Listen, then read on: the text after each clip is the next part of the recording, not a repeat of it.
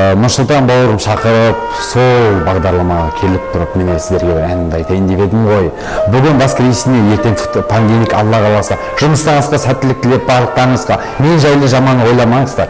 Ертең бұйыртса мен де жақсы жағынан көріне бастаймын. Сөзінің ұйқасы жоқ, көтінің ұйқасы жоқ деген сияқты. Бұған не дейсіз? Тағы айта кетсем, мысалы, бұйыртса ұйқасы да болады ойынша, бұйыртса оның ұйқасы да болады. Адамды туған күнімен құттықтау үшін қанша қаржы сұрайсыз? 15-30 мың түсінде бар. Мақсатыңыз қандай, неге жалпы блогер болу, бұл хайп жасау ма әлде? Енді мысалы блогер болу.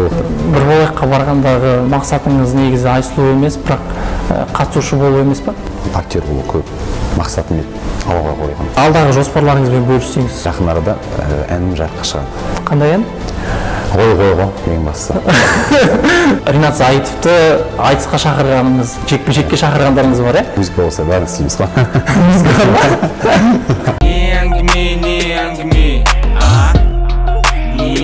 Всем сәлем, құрметті көрермен.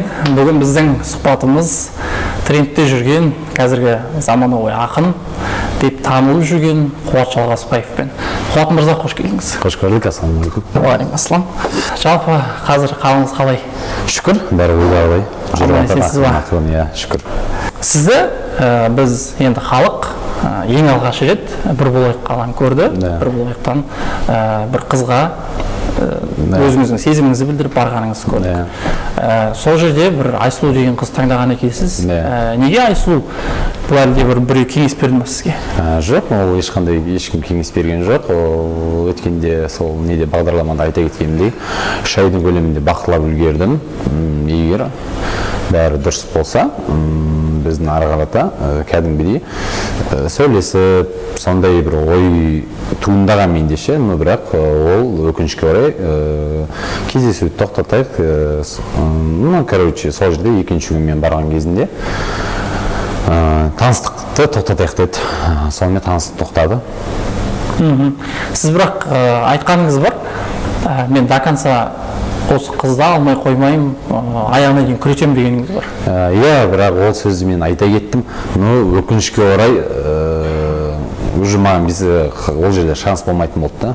Уже белгілі болды жүргенмен де бесполезно. Сол себептен уже мен те ары қарата не қуған жоқпын, уже интерес.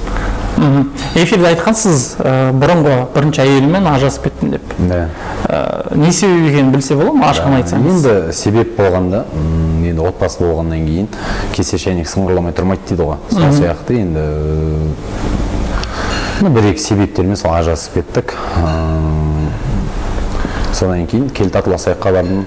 Келтатұласайыққа барып, сол әйелімізді деп тауып, қазіргі таңда енді әйеліммен қатты арамыз жақын емес, бірақ бір кездесу болды, одан кейін көрген жоқпын. Жақсы, бұл тақырыпқа қазір тағы да ораламыз. Эфирде айттыңыз, бір рет үйлендім, бір ай ғана тұрдым, сосын ажырастым деп.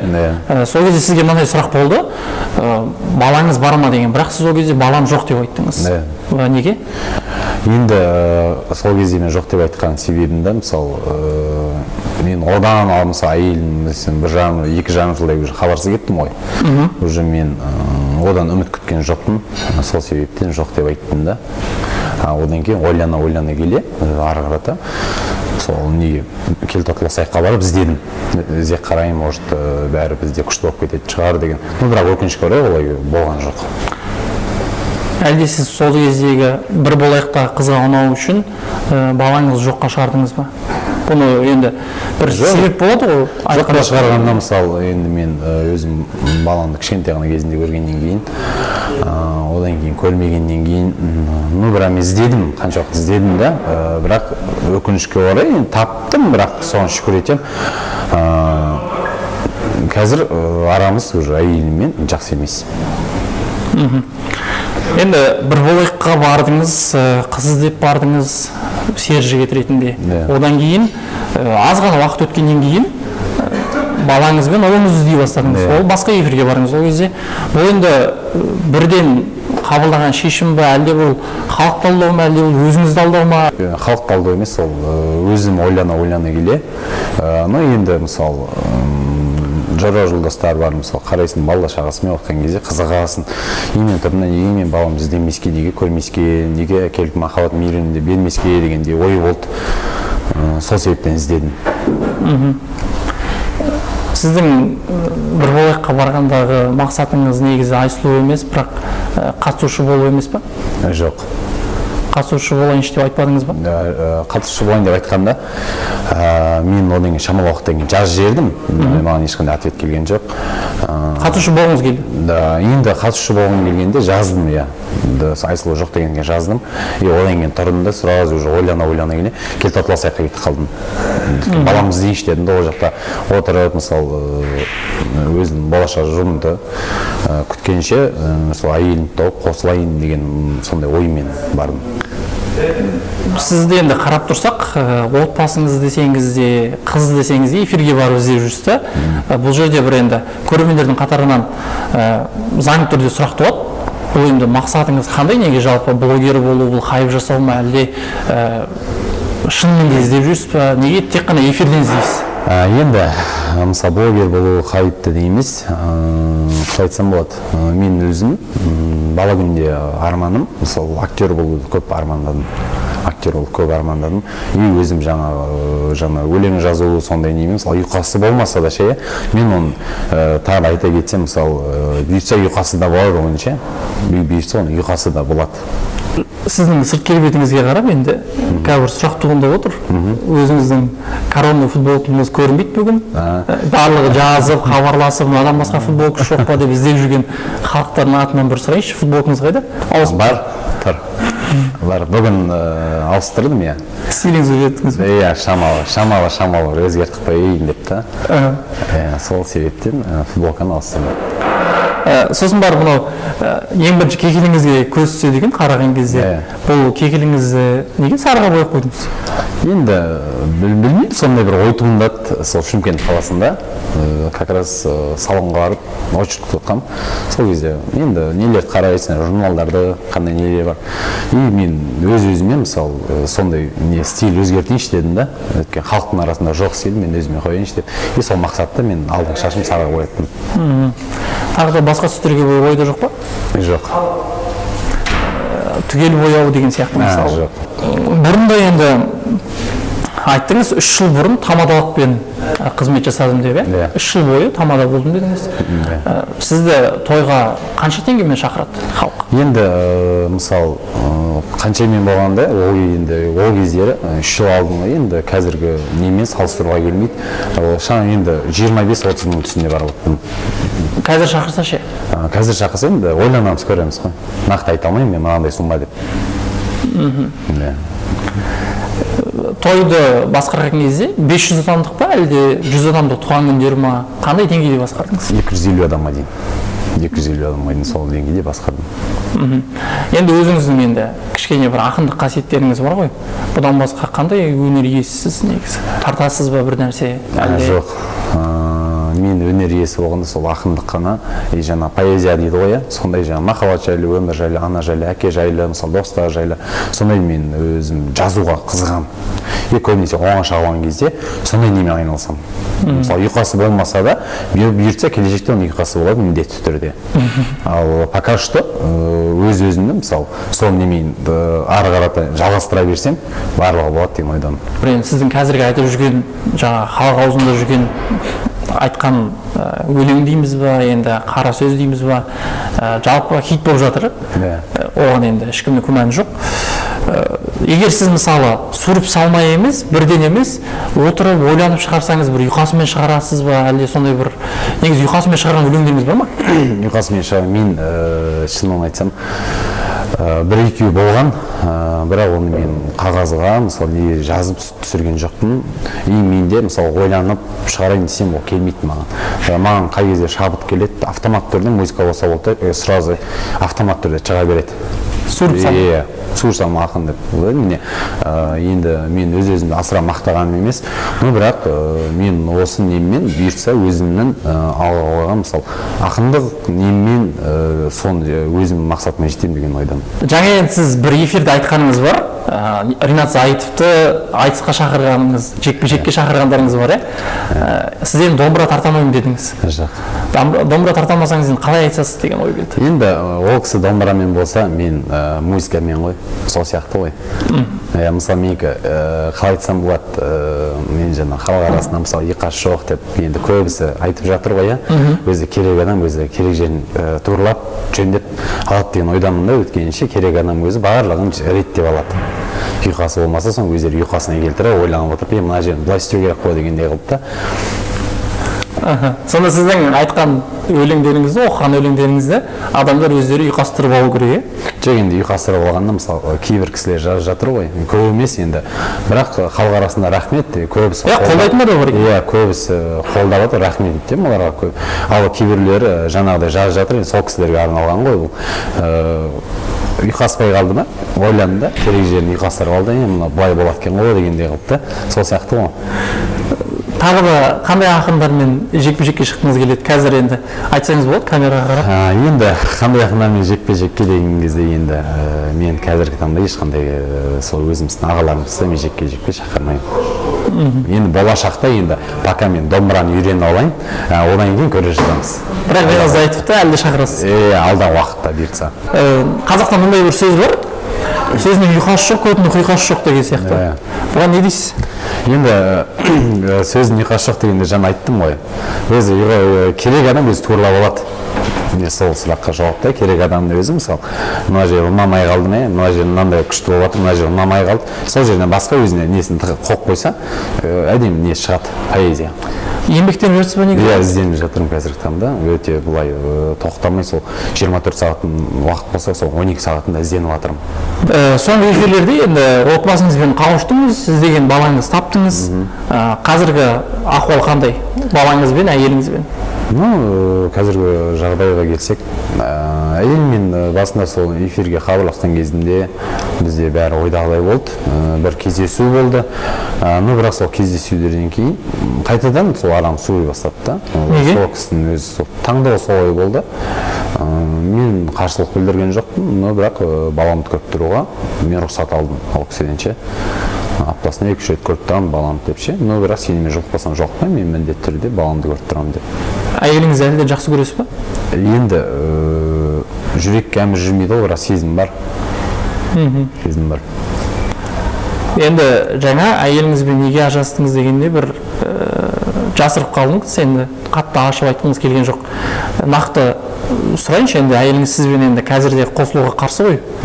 Соншалықты бір қайттан қосылуға қарсы болатындай бір нәрсе істеп қойдыңыз ба? Жоқ, өткен эфирде де айттым ғой. Оған үйтіп қатты ауыр сөз айтып қол көтеру ондай бізде болған жоқ. Ол кісінің өзі де сол эфирге соққан кезде айтты, ұрған жоқ деп ше. Ондай менде әйел затына қол көтеру, сөгу немесе кәдімгідей қатты грубить ету деген болған жоқ менде.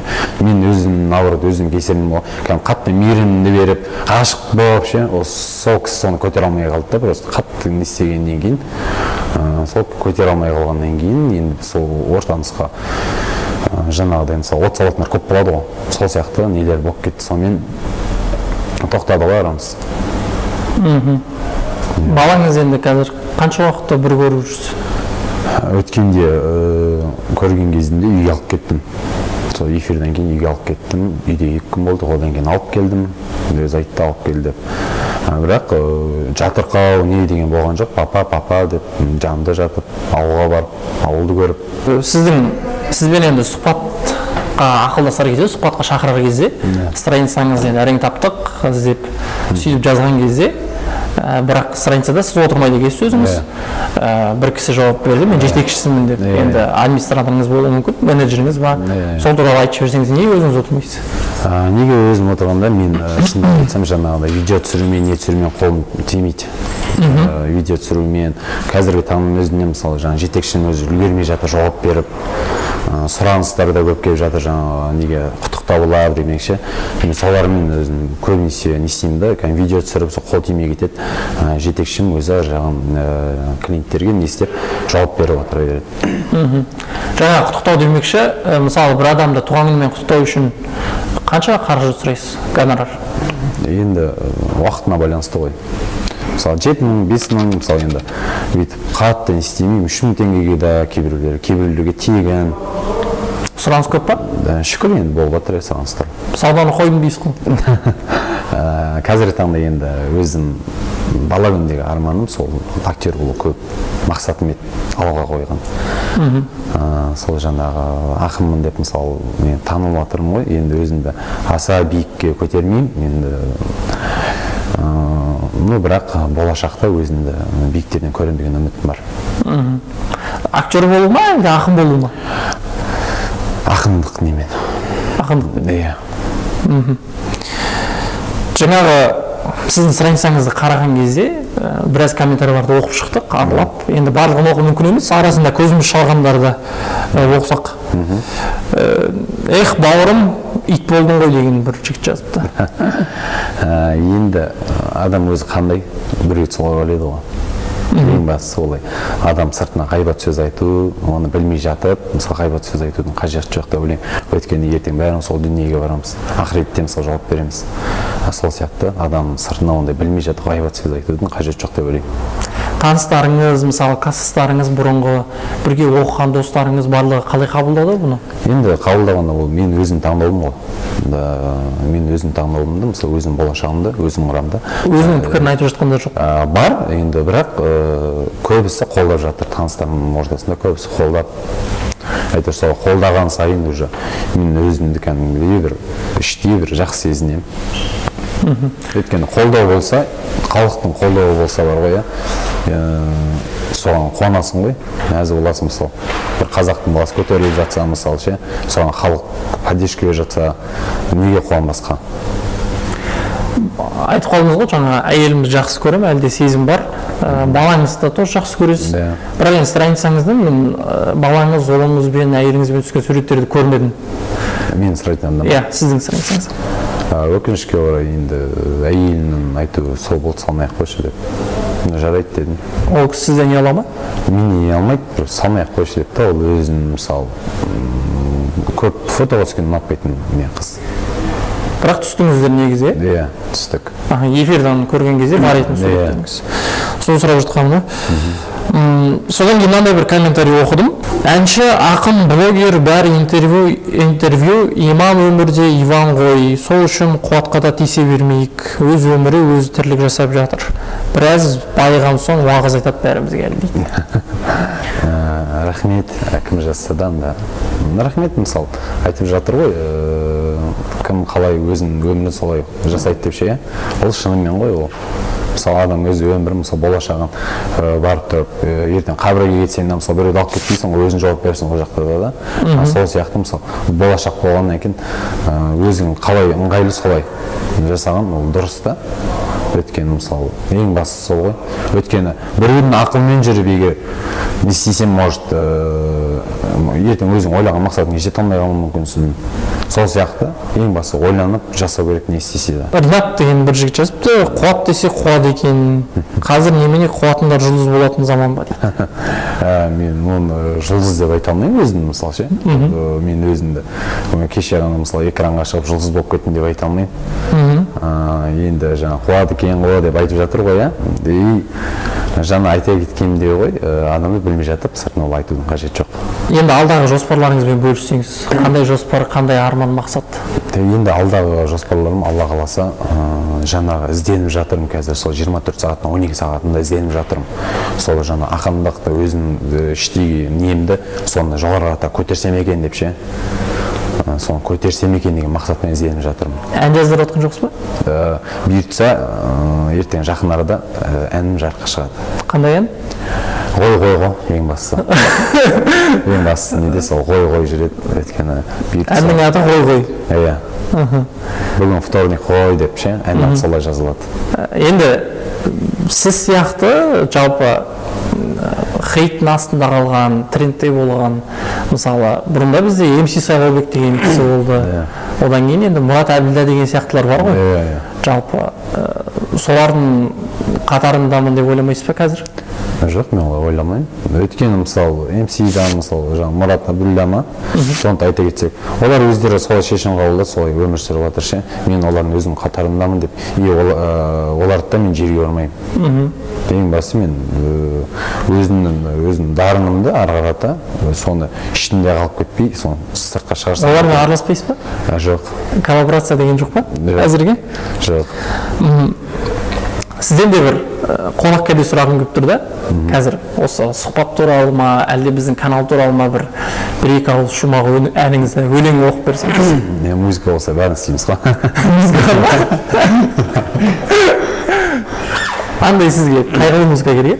Қайғылы музыка. Сағынып жүрегім алыста ғой, бүгін вторник кеп қалдым ғой. Нұрсұлтан бауырым шақырып, сол бағдарламаға келіп тұрып, мен сіздерге бір әнімді айтайын деп едім ғой. Бүгін баскіресіне, ертең понедельник, Алла қаласа, жұмыстарыңызға сәттілік тілеп, барлықтарыңызға мен жайлы жаман ойламаңыздар. Ертең бұйыртса мен де жақсы жағынан көріне бастаймын. Алланың әмірі мен пайғамбардың қолдауымен келе жатырмын ғой, өз-өзімді жарыққа деп үміттенемін, сіздерден қолдауды күтіп келемін ғой. Нұрсұлтан бауырыма рахмет. Болды ма? Болды пока. Тамақ күйіп қалды. Қазір жаңа ғой деп ше, қазіргі таңда сол ғой, мысалы қысқадан нұсқа қылып ше, соны мен істеп жатырмын ғой. Жаңа құттықтауларда мысалы менде солай да. Ғоймен. Иә, ғой ол міндетті түрде. Барлығы соны айтшы деп не істейді. Өйткені білмеймін, қазірден барлығы хит болып жатыр дейді. Енді соны мен әрине барлығы халықтың қошеметімен ғой. Осымен біздің сұхбатымызды аяқтасақ, әдемі әңгіменің төңірегінде сізге Қуат мырза уақыт бөлгеніңізге, сұхбатқа келгеніңізге көп рахметімді айтамын. Сізге алдағы уақытта тек қана сәттіліктер тілеймін. Иә, рахмет. Әлде жұлдызыңыз жанып, жаңа өзіңіз айтқандай биік белестерден көрінесіз деген үміттемін. Сізді әлде телеэкран арқылы көргіміз келеді, халық та көргісі келеді деп ойлаймын. Ал құрметті көрермен, осымен біздің сұхбатымыз тәмам. Біздің осы сұхбатты өткізуге өзінің демеушілігін жасаған Алматы қаласындағы ең дәмді тамақтар дайындайтын ресторан Бұхара рестораны. Алматыда болсаңыз, келіп тамақ ішіңіз, біз осындамыз. Келесі кім қонаққа келсін деп ойласаңыз, астына жаза кетіңіз, біз ондаймыз. Сау болыңыздар. Сау болыңыздар.